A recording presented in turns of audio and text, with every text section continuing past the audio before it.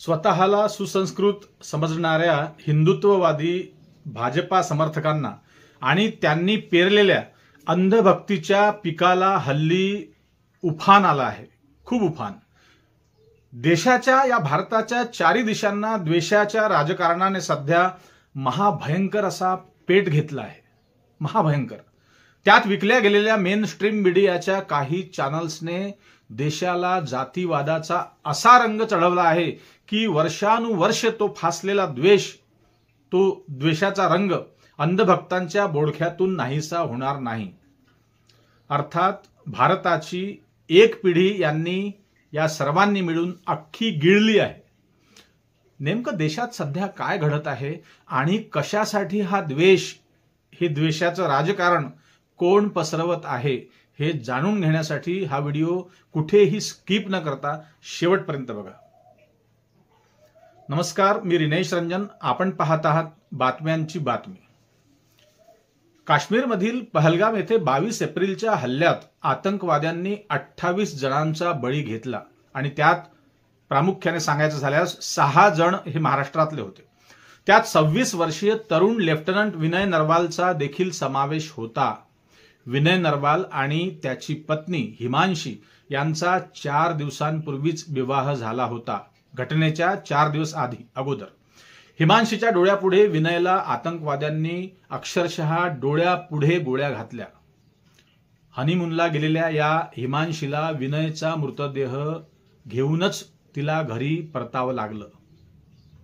4 दिवसांच्या नव्या नवरीला काय वेदना झाल्या असतील आणि आजही वेदना होत असतील त्या मुलीवर, आणि किती दुःखाचं आभाळ तिच्यावरती कोसळलं याची कल्पना कदाचित तुम्ही आम्ही कुणीच करू शकत नाही।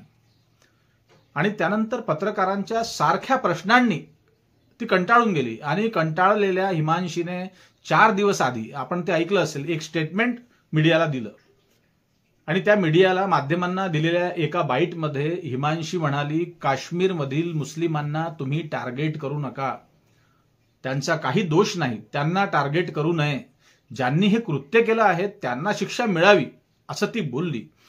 आणि आम्हाला न्याय मिळावा, परंतु काश्मीरमधील निरपराध मुस्लिम बांधवांना लोक ट्रोल करीत आहेत, ते योग्य नाही असं ती बोलली। फक्त एवढ्याच तिच्या वास्तविक बोलण्यामुळे, तिच्या स्टेटमेंटमुळे भारतीय जनता पार्टीची ट्रोल आर्मी तिच्यावर अक्षरशः तुटून पडली। 1.5 दमडीचे अंधभक्त 5-50 रुपये घेऊन ट्रोल करतात, हे तुम्हाला माहिती आहे, माहिती करून घ्या। बेअक्कल अंधभक्तांनी सोशल मीडियावर हिमांशीला शिव्या शराप देणे तात्काळ सुरू केले, एक्स वरती आणि फेसबुकवरती। या गधड्या बाजारू खोगीर भरतीला कोण काय बोलतं याचं सुद्धा भान राहत नाही।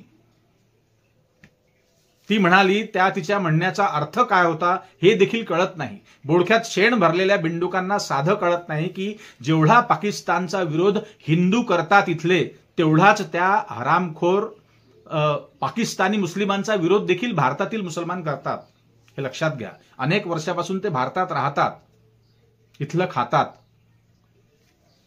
त्यामुळे त्यांना ती जाण आहे, तुम्हाला सांगण्याची गरज नाही। एवढंच नाही तर खुद्द काश्मीरमधील मुस्लिम हे स्वतःला पक्के भारतीय मानतात, ते देखील दहशतवादी हल्ल्याचे समर्थन कधीच करत नाही। आणि बिंडोक बैलांनो, सोशल मीडियावर काश्मीरमधील शेकडो मुस्लिमांच्या पाकिस्तान विरोधी बाईट तुम्ही बघितल्या नाहीत का?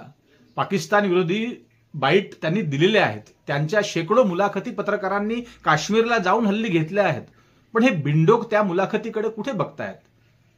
हे यांच्या जावयांचे चॅनल बघतात। तुमच्या माहितीसाठी, भैताळ बोंगऱ्यांनो, काही एक ज्ञान नाही। अरे गध्यांनो, तुमच्या ठेवलेल्या बापाने ते सर्व चॅनल विकत घेतले आहेत, हे लक्षात घ्या।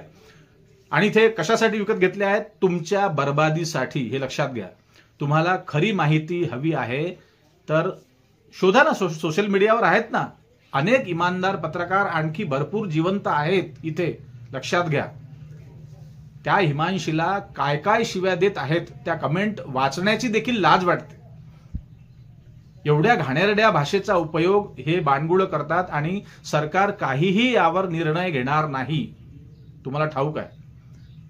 अतिशय अतिशय घाणेरड्या, अतिशय खालच्या पातळीवर जाऊन अशा प्रकारे शिवीगाळ करणारे अंधभक्त स्वतःला हिंदू समजतात, कोणत्या हिंदूच्या ग्रंथात शिव्या देण्याचं सांगितलं आहे बघा? कोणत्या ग्रंथात असं लिहिलेलं आहे? आम्ही देखील हिंदूच आहोत. शाळेत गेले की नाही हे गधडे अनपढ अंधभक्तांनी या देशाचा अगदी सत्यानाश करायला सुरुवात केली आहे आणि सरकार पाठीशी आहे.